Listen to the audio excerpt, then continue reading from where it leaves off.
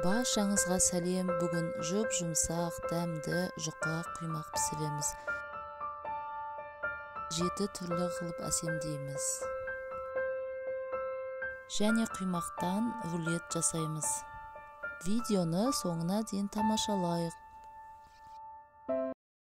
Жұмыртқамыз бен қантымызды жақсылап араластырып аламыз. Қанты езілгенше, толық көпіршік пайда болғанша.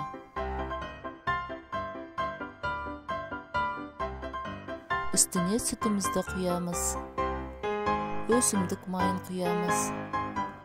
Ұнымызды електен өткізіп отырып, аз-аздан саламыз. Піскенде ойық болу үшін жарты шыны қайнаған жылы су құямыз. Жарты қасық ас содасына 2-3 тамшы уксус тамызамыз.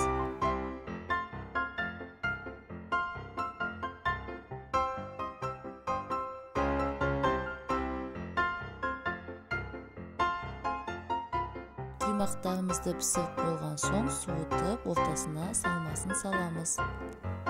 Видеода көрсетілгендей салмаларымызды салып, әсемдеп шығамыз.